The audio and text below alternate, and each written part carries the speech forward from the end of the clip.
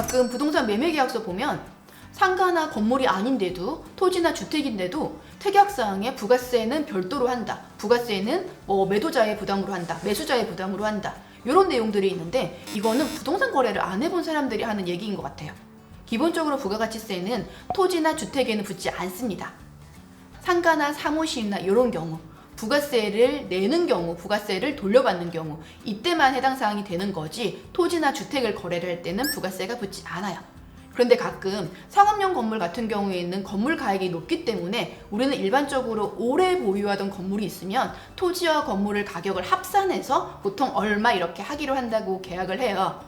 건물이 오래되어 있으면 건물 가치는 0원이고 땅값만 주세요. 그래서 합쳐서 금액이 얼마입니다 라고 얘기를 하고 금액을 받죠. 그런데 이게 세무서에 서류가 들어가면 토지와 건물이 같이 있는 상태에서는 계약서 상에 토지와 건물 가액을 구분을 하지 않으면 토지와 건물을 합쳐서 얼마에 받기로 한다 이렇게 되어 있어요.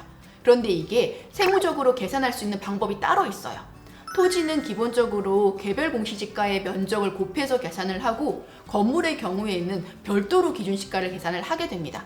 우리는 같이 합쳐서 얼마의 금액으로 매수를 한다고 하지만 이게 세법적으로는 토지와 건물을 명확하게 구분을 하기 때문에 해당하는 건물에 대는 부가세를 별도로 주셔야지만이 추가적으로 세무서에서 이의를 제기하지 않게 되는 거죠.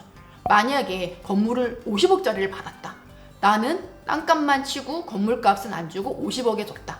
그렇다고 하더라도 세무서에서는 계산을 해가지고 40억은 토지, 10억은 건물 이런 식으로 구분을 할 수가 있고요. 만약에 부가세를 적게 내려고 토지 금액은 많은 것처럼 하고 건물 금액은 조금인 것처럼 하면 기준시가를 별도로 계산을 해서 30% 이상 차이가 난다면 계약서에 있는 금액을 전부 부인해버리고 세법에 규정한 방법대로 세금을 계산을 해서 부가세를 내라고 합니다.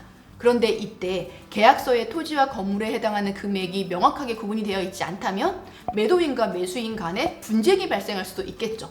그렇기 때문에 초반에 이분들하고 계약을 할 때는 반드시 매도하시는 분들 같은 경우에는 특히 상업용 건물은 토지 금액 얼마, 건물 금액 얼마를 미리 산정을 하고 해당하는 건물에서 부가세가 얼마가 산정되는지를 기재를 하셔야지 매매하는 금액에 충돌이 발생하지 않아요. 만약에 그런 사항이 기재되어 있지 않다. 부가세 별도라든지 건물이랑 토지에 대한 금액이 구분이 되어 있지 않다. 그러면 매수자는 토지 건물을 한 번에 샀기 때문에 실질적으로 피해를 보는 사람은 매도자가 돼요.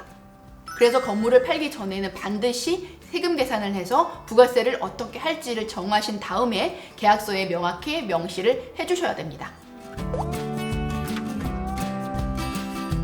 토지와 건물을 보통은 실거래가라고 기준을 해서 정하는데요. 이 실거래가를 산정을 할 때도 토지와 건물에 대한 기준시가를 계산할 수밖에 없어요.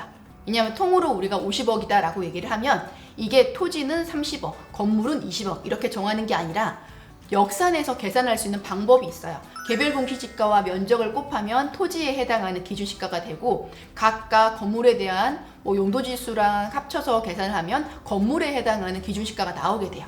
이 해당하는 금액과 환산을 해서 토지에 해당하는 금액, 건물에 해당하는 금액을 산정할 수 있기 때문에 계산 방법이 조금 복잡하기 때문에 매매를 하기 전에는 반드시 의뢰를 하고 금액을 픽스를 하셔야지 나중에 거래를 할 때 손해보는 일이 없을 거예요.